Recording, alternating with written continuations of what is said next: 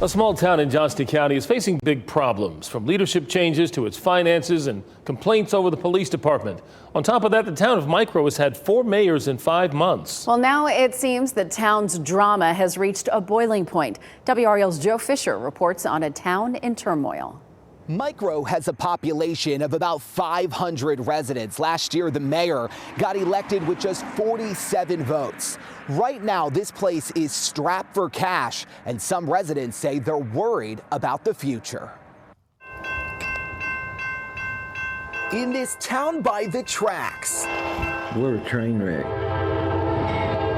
The local government has been off its rails. We kind of thought the town was going to run itself, and it's not going to run itself. There's concern over a lack of police coverage. This Halloween, there was nobody working. And the town's finances after 3 years without an audit required by the state. This is why we're in the sinking ship we're in right now. There's been 4 mayors in Micro in the last 5 months. Jay Warren, who served 6 years, resigned in June. Commissioner Russell Creech was appointed and resigned 2 weeks later, calling out the board for increasing the property tax without considering any cuts. Then came Eric Christensen, who lasted 4 months.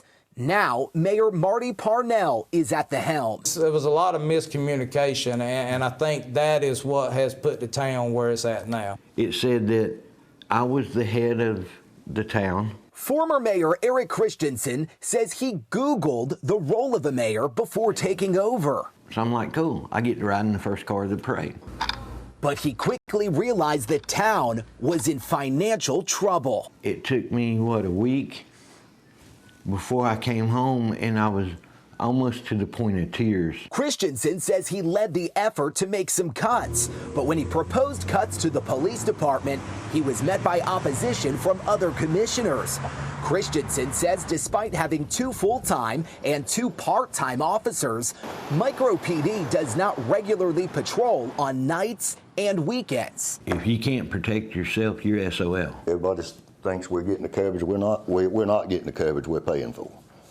Nobody ever works on the weekends in this town. Last Saturday, our camera spotted the town's 3 police cars parked outside the department. Are we going to be able to cover 24/7?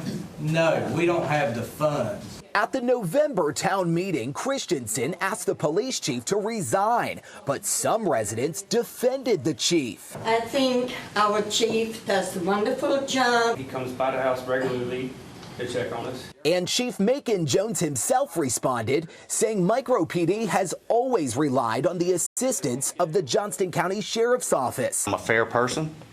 I try to get to know everybody in this town, come to talk to everybody in this town. And you're going to be loved, you're going to be not loved. Do you think we need an officer more regularly patrolling at night? I would love to have that. I mean, we would love to have that. But, you know, we're a small town with a small budget. And the budget is tight. Micro has hired a new finance director who says the town could have to dip into its reserves of just $76,000. Right now, our finances is a wreck. It is a wreck. And the state treasurer's office says Micro's 2020 audit was issued 22 months late, and the town is currently on a watch list, requiring future budgets to be approved in addition to frequent monitoring. The town's 2021 and 2022 audits have still not been submitted. Do you worry about the town going broke?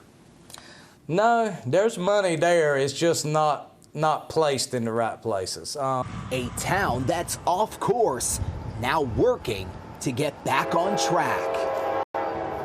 And the current Board of Commissioners says they stand behind the police chief. Meanwhile, the town hopes to complete one of those 2 missing audits by the end of the year. I'm Joe Fisher, WRAL News, Johnston County.